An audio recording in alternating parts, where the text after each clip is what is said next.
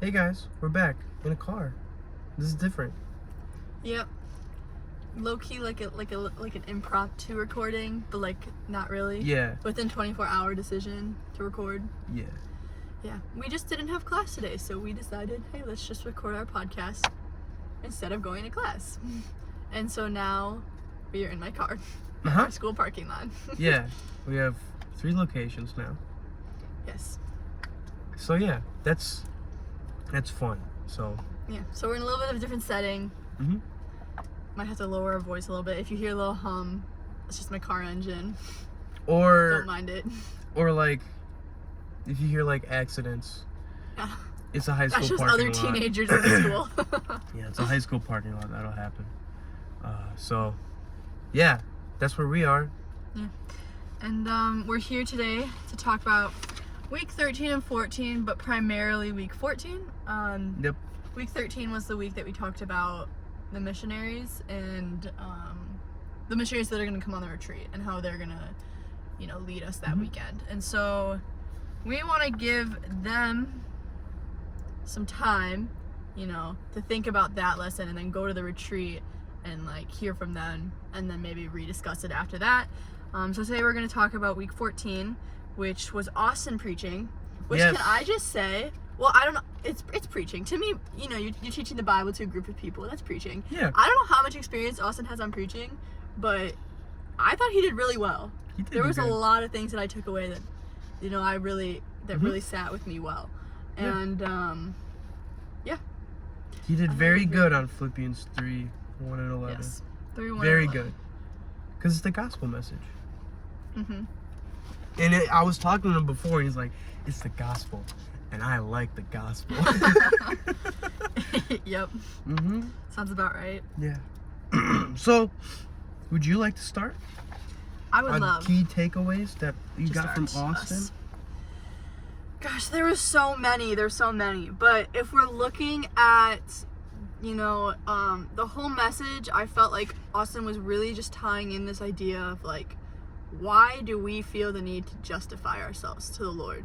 Because at the end of the day, we don't need to justify ourselves to the Lord. But something in us tells us that we have to. And he kind of spent a lot of time on that. And there's just a lot of things he said that really dwelled with me. Just like, I was thinking about them a lot. Gosh, I don't even know where to start. Let's start with, in the beginning, he talked about ways that we look at things in a sense that like, how can we do something that is right? How can we do something to justify ourselves? And some of the examples that he gave was, there's an image that we try to partake in. There's an image that we try to put forth and like have others perceive us as. And that's one way that we try to justify ourselves. We try to justify ourselves in our outward appearance. We try to justify ourselves in our practice, just in that, like a church routine, a study routine. Like, I study the Bible every day. I must be saved. Not necessarily. Yeah. That's just your religious practice. That's not your faith. Or they don't study the Bible. They can't be They saved. can't be saved. They can't be Christian Yeah. because they don't dedicate time every day. That's not necessarily true. And then another one that he said, which was really good, was by blame shifting, which is a really good example because a lot of times we try to justify ourselves by like de-justifying somebody else. Yeah. And so that one I was like, ooh, that's really good. Yeah. Like, how many times have I tried to justify my own actions by being like, no, like Hitler. That's what he said.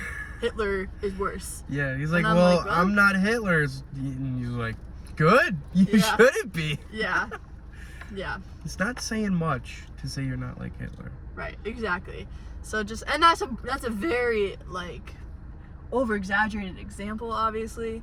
I could look at Jack and be like, I am fine because I'm not over here gossiping about blah blah blah. Yeah. Like Jack is.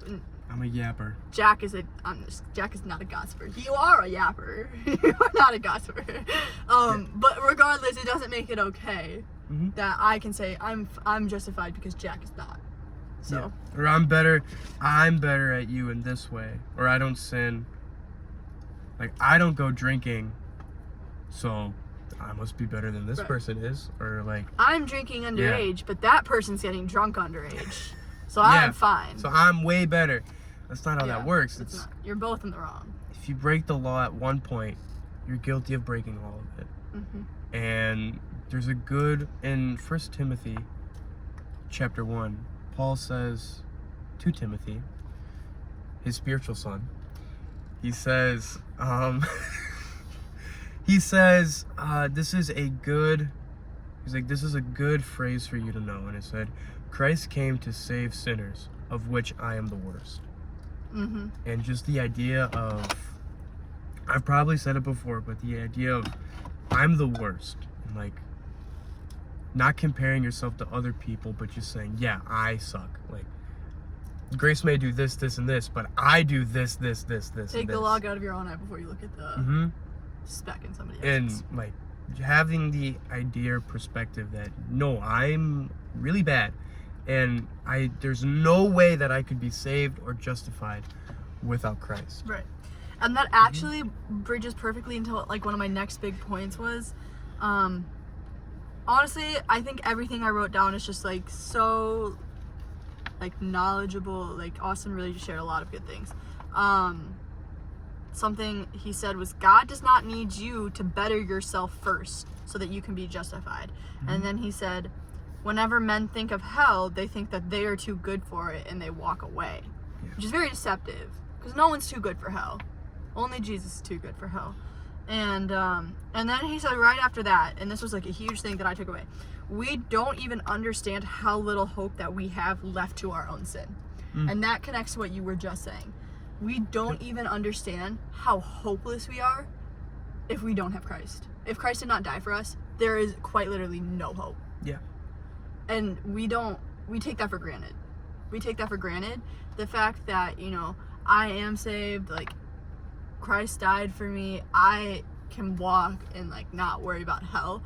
But the gift of God sending his son is so immaculate, and like we don't even understand how defenseless we are left to that, you know, left without God sending his son. Yep. Yeah. So The way Austin put it, I thought was good. He said, like, Paul uses the word that everything that he has, and he had a lot. You know, Paul, circumcised on the 8th day, Hebrew of Hebrews. He was really smart in the temple and like excelled, and he was really high ranking. And he said he'd like, if anyone has reasons to put faith in the flesh, he says, I have more, and I walked away from them. And he says that he sees them all now as rubbish, as, in no better word, crap. And Austin says we take our crap and we give it to God, and he's like, God, look at this crap. Do you like this crap? I think this crap is pretty good. And then like the way, like, and then God's just like, it's just, he's just like, this is worthless. And we think it's good and important because at the time we're still living in flesh. And like there were a lot of things that I used to use as like my crap. And I'm like, God, see, look at my crap. Do you like it? Do you like my crap? There were a lot of things I used to use. Like, I used to use track because I was really good at that. So I used that as a way to be like, no, I'm okay. I'm pretty fast. And then I would justify how I saw myself with how other people saw me. So if they're like, oh, people like me, or like they perceive me this way, so I gotta be this way. Must be true. Or, yeah, because I didn't think highly of myself, so I just took in the perspectives of other people. Right. And I said, yeah, I use that as my crap to justify it and go, no, because I thought that God saw me as crap. So I used the other people to base how I saw myself. But now, how other people see me is worthless compared to how God sees me. And now that I know how he sees me. I just really like that example of crap, because you don't realize what we actually do, and we think our stuff is good, what we do is good, Right. but Well, because it's like, yeah. at the end of the day, if I look at today, if I look at my Mhm. actions today, I can be like, maybe it's a good day. Maybe it's like, I woke up, I was joyful to my family. Mhm. I helped my mother do this.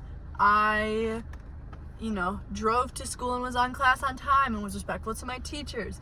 And, yada, yada, yada. And then, like, I dwelt and, like, I spent time in my Bible and I worship God. And it's like, I can be like, wow, today was a pretty good day. I feel like I didn't really struggle with, like, Yeah. sin as much as I normally would. And it's like, you don't even understand how much sin you still probably, like did that day. Yeah. And you just don't even know it because you're so sinful. And it's Yep. like, you can look at your day and be like, today was a good day. I really was set apart from my sin today.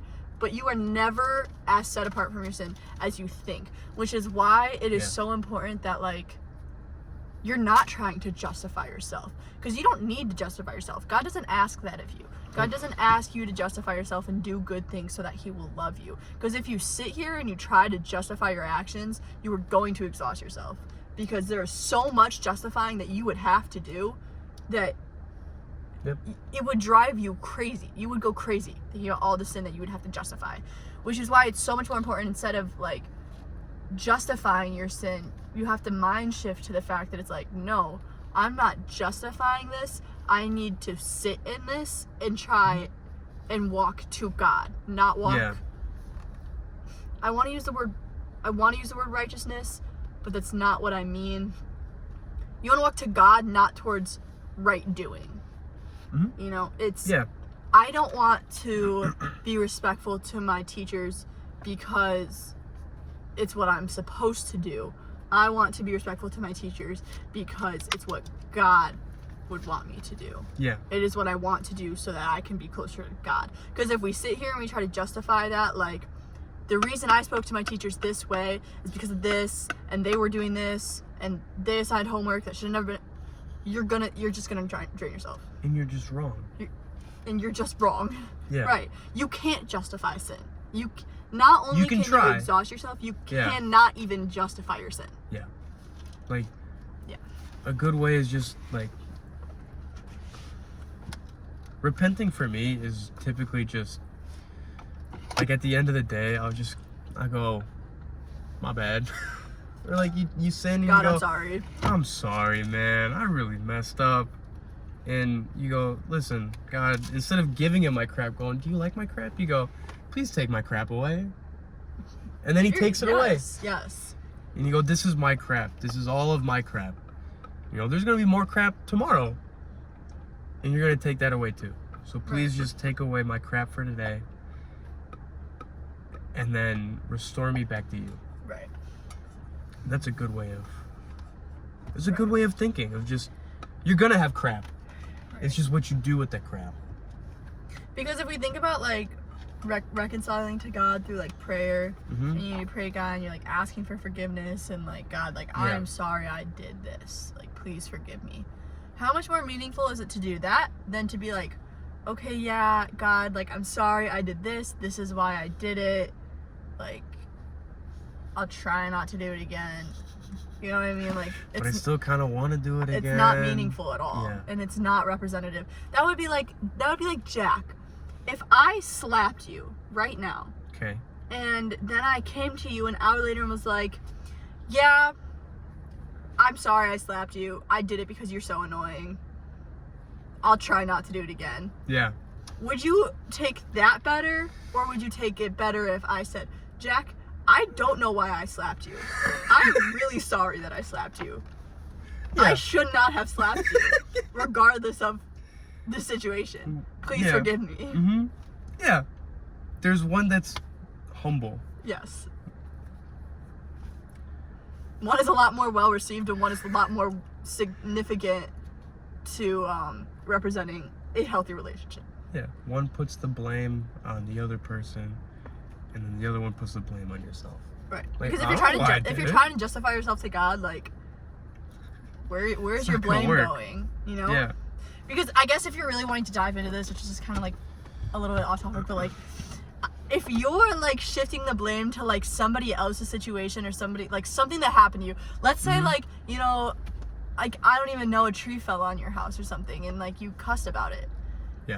Are you really like, and then you're like just trying to justify that to God? It's like, are you putting the blame on like you and the fact that like you shouldn't have been cussing?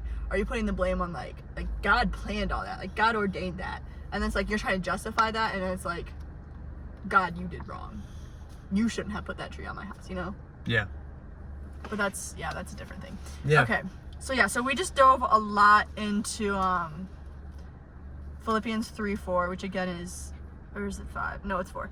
Through I myself have reason for confidence in the flesh. Also, if anyone else thinks he has reason for confidence in the flesh, I have more.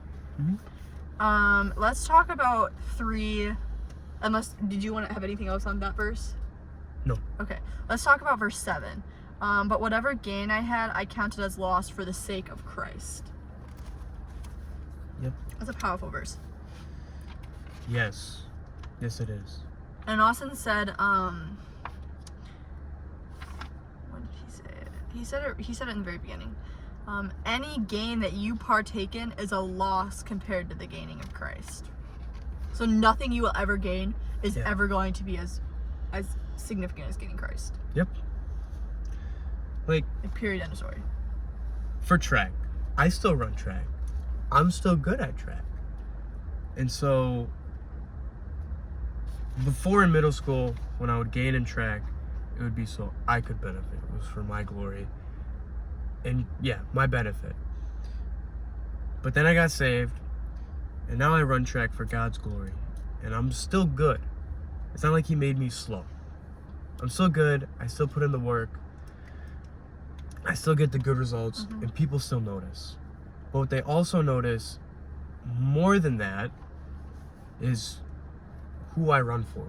Right? Like, I could get a PR, but how I conduct myself at practices and at meets show God's glory.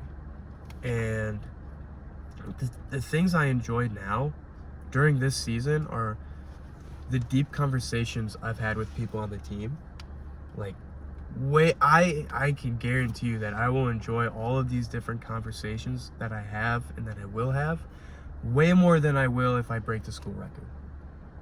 And I think that's what he means. Like, your gains are still going to be gains. Like, if you work in business or you're in the musical and you have a really good part in the play and then you become a Christian, it's not like you're just going to stop doing the musical and stop doing the things that God gave you the talent to do.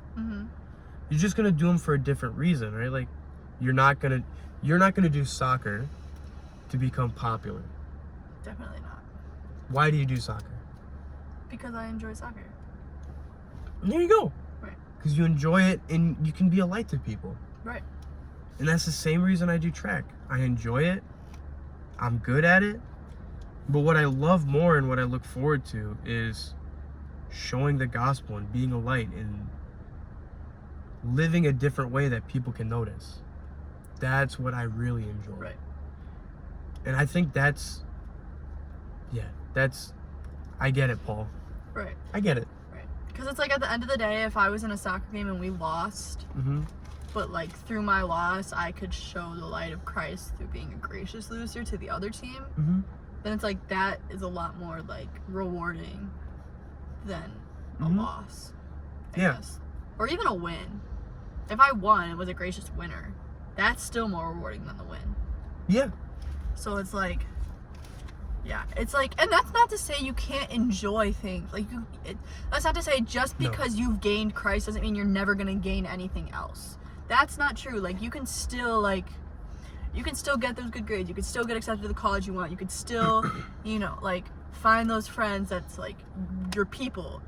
Like, you still will get gains. Like, you're still going to be rewarded, and like, God is still going to like give you things that you can enjoy on earth. That's why we're here. That's why we're on earth. God like put us on earth to evangelize and enjoy earth for a period of time. Like, we're still going to have things to enjoy on earth and other gains, but none of it is going to be as significant as gaining Christ. Yeah.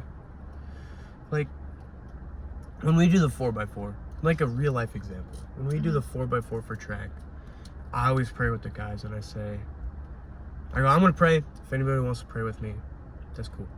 And everybody goes around. And I say, God, thank you for this opportunity to run. I say, God, whether we win or lose, remind us that we run for you in your glory. I pray this in your name, amen. And it focused the shift to, we don't run, or I don't run to win. Because if I did that, if I lost, it would be devastating. But I run for God's glory. If you ran to win, you would be really disappointed very often. I would have had a completely different reaction of when I got stress fractures. Right. And that's not to say, when I say that, that's not to say you're a bad runner. You're obviously a good runner. But it's good. Like, if you place your I'm trying to find the word. If you place your happiness on something that's not God, your purpose on something that's not good, then you're going to be let down. If you place your happiness on your races and you lose a race, you're going to be let down. Yep. But if you place your sense of purpose or your sense of happiness on God, and win or lose, you're running for God regardless. It doesn't matter if you win or lose. Yeah. It's not going to matter. Yep. Because at the end of the day, you still ran for God. And if you won for God or lost for God, it does not matter. Yeah. Yeah, I can be disappointed, but disappointed is different than devastated and broken. Right. So, yeah, I think I like that verse. That verse, yeah, it's a good verse. Right. And it kind of also connects then. Verse 9 is, for his sake I have suffered the loss of all things and counted them as rubbish in order that I may gain Christ. That's the same thing that we were just saying. Yeah, like, I don't need to run. Track is rubbish. And what's another example? What's another example for maybe if you're not an athlete? Let's see. Let's think of you gamers, you video gamers out there. Okay. If you place all your worth on your video games and then you lose a level, power goes out. Yeah, you're being let down.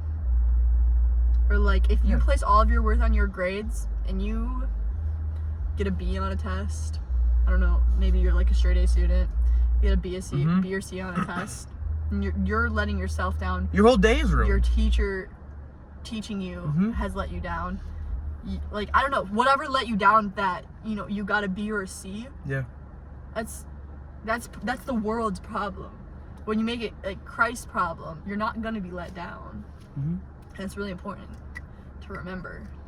And 9 goes well with 7, where all the things that we counted as gain, we now give to Christ. And a good way of realizing you've done that is, if you have this gain or something that you like and enjoy, and if you can go without it, if you can give it up, that's a good way of testing to see if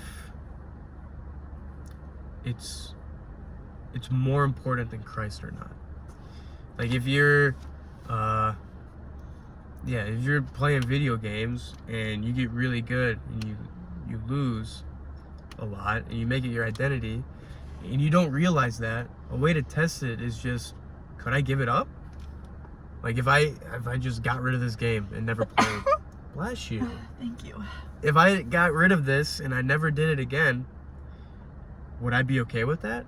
And it's a really it's an eye-opening thing to do, but extremely beneficial to do. Right, because that's another thing too, is if you're not putting your purpose in God and counting everything else as lost, it becomes a lot easier for you to get an idol. Yep. It becomes a lot easier for games to become an idol, school, grades, track, friendships, relationships, name it. Yeah. Anything. Yep. And so, gotta keep your eyes open for that. And something that I always say whenever I am talking about idols, and we're not talking about idols right now, but we kind of are, so I'll say it, is I'm quoting Miss Ackert, if you have something taken out of your life, or something that you enjoy is taken away from you, if you sin in reaction to that to get it back, or if you become so angry that it's taken away, then it's an idol. If you have to sin to get something back, it's an idol. And then also something recently that I have like read about, if you feel shameful when something is exposed, it's an idol. So example, if me and Jack are talking right now and I spilled like coffee or tea on myself and I was ashamed, that's probably an indication I have an idol of pride, because I was ashamed that I spilled coffee on myself, you know? Yeah. So shame and anger are really good indications of an idol. And so I don't need to dwell on that because that's not really the topic, but it's good to know. It's good to realize. Right. Like if you're running track, you know, and you lose a race and you feel so ashamed in yourself or so angry, you throw a fit, or so mad that you, like, it causes you to, you know, cuss or look at your teammate and be like, that's your fault, you're a trash runner, you suck, you know, and put somebody else down. Like if that loss is so meaningful to you that it causes you to sin, it's an idol. Yep. And so put very well. Right. So you gotta make sure you're looking at that, and examining that when it comes to, you know, Christ is your first biggest gain. Everything else falls short of that. Yeah. And that's a good. It's a good way to talk about how Austin talked about avoiding temptation. So Austin said that, I believe in the beginning where Paul was saying, writing this to you is no problem so that you can rejoice and it can be counted as joy for you, and it's a way to be steadfast. Finally, my brothers, rejoice in the Lord. To write the same things to you is no trouble for me and is safe for you. Look out for the dogs, look out for the evildoers, look out for those who mutilate the flesh. Yeah. So a good way that Austin said to resist temptation was to rejoice and find joy in God. And so he brought up the story of Adam and Eve in the garden. And he said, just like picture the serpent slithering up to Eve. And he goes, hey, do you see this tree over here? Like, isn't this the tree that God said you can't eat from? Yep. And Austin pretended to be Eve and was just like rejoicing in God, going, wow, God, you're so good and awesome. You gave us this awesome garden that we can take care of, and you gave us all of these plants and fruit to eat, and you take care of us every step of the way, and oh, it's awesome. And when you have in perspective everything that God gives you and every way that he takes care of you, the temptation is going to become so insignificant that you may go like, I wonder if that tree is any good. Yeah. But you go, but God gave me all of this. There's no way that one single tree can be better than everything. There's no way that tree can be better than being in God's presence. And that is so big. Like, that's such a good way to resist temptation and to trust in God. And so, yeah, I really like that. And from now on, that's what I'm going to tell people to do. Because it works. Like, I've done it. Focus. Yeah, I've done it. I just never realized I did it. So, yeah, what Austin said there was really good. It's a great way to resist temptation from firsthand experience. Yeah, I don't really have much to add to that. I think you summed it up pretty well. I just like the way that he phrases it here. Look out for the dogs, look out for the evildoers, look out for those who mutilate the flesh. Mutilate the flesh. That one's a big one. And just like, I think it all circles back to, you know, Christ being your ultimate gain, because it's like, look out for all these things. Don't fall into those who mutilate the flesh. Don't fall into the people that, you know, want to tell you to do stuff that doesn't lift up the Lord, want you to like behave in ways that, you know what I mean? Like all those people surrounding you And it's like, if your sole purpose is looking to God, then you won't really need to like be super persistent with the ones, like with those around you. You know, you'll know. Mm-hmm. You won't need to be so much on the look as if you weren't putting Christ first. It'll just be easier to avoid those things, and like your wants will shift. Right. The longer the blinders will come off. Yeah, the longer you're with Christ, your wants and desires will shift. And so you might have been with the dogs and the evildoers before, but then as time goes on, you won't want that anymore. And so just by having a shift in desires, temptation is easier to avoid and to beat. You become more aware of it around you. It becomes more, it becomes less deceptive, I guess. Yeah. Yep. Totally. Yeah. My last thing that stood out to me that Austin said, which I don't really know where this connects, but it does because it was the whole like because Austin gospel said it. too. You don't have to justify yourself. Jesus already did that. I just like the way that he worded that. You don't need to justify yourself because Jesus already did that on the cross. And then he also said worldly opinions only last the short time that you are on this world. So it's like, yeah, maybe you are putting Christ first and those around you. Maybe you're wanting to pray for every race, and your boys that you race with, they think that's weird. They don't want to pray with you. Like, why are you praying? This is weird. We're running for our school. Okay, it doesn't matter. What does it matter, those people's opinions? It's like, isn't it like 2 days in heaven is like 2,000 years for us or something like that? I don't know. Something like that. Like 2,000 years in heaven is, but like, no, wait, I'm saying this wrong. It's like 2,000 days on earth is like 2 days in heaven. You know what I mean? There's so much more time that we can dwell in heaven with the right opinions and the right judgments. So it's like, why focus on who's judging you right now? Their 80 opinions, years pales in comparison to eternity. Exactly. It doesn't matter. It does not matter. Yeah. And when you live, and I can say from personal experience, my underclassmen middle school years, I cared a lot about what people thought about me. And now, my senioritis self, not caring whatsoever, is a lot more freeing. It is so much more freeing. So. Nice. Yeah. I don't know. And then you're going to college. Then you're a freshman in college. Right, exactly.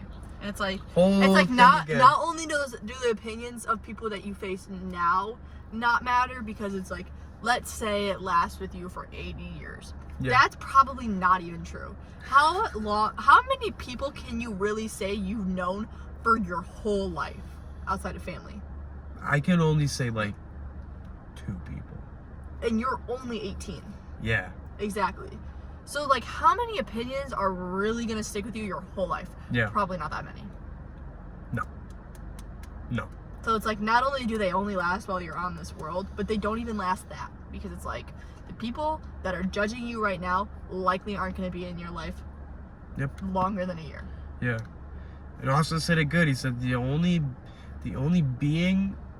opinion of you that matters is of the being who lasts for eternity. Like those people, they're gonna die. Right. Like, we're gonna die, they're gonna die, and pity those people. With our death, the opinions die also. And then the only opinion that matters is God's, because he's the judge. Right. And so that's who you should be. And it's like, I don't know about you, but like, I pity those people. Because it's like, if you're judging me for my relationship with Christ, I feel bad for you, because you clearly don't have a relationship with Christ. And what's that going to look like for you in 80 years when you're, on Judgment Day? Yeah. It's like, pity and pray for those people. Don't dwell on what they think of you. No. And then a quote that I have written down that kind of connects. Jay says it all the time. I think Ron said it before. Keegan and I were talking about it the other day. What you think, the first thing that comes to your mind when you think of God is the most important thing about you. Yep. So it's like, if you're putting God first, if you are, Christ is your biggest gain and that's your purpose, then like what are you thinking about him right when he comes into your mind? Mhm. And that says a lot about your character. Yep. Yeah. So, yeah. That's all I have. I'm pretty good too. Yeah. And I think we got it going too. It's about that time. About time for our next class. Yep. Spanish. Yep. So, yeah, Awesome was very, very good. If you haven't already, sign up for the retreat. It's going to be very good. I have a lot of friends going. Do you? I do. So, yeah, that's about it. Yeah, you got anything? Nope. Sign up for the retreat. Yeah, that's it.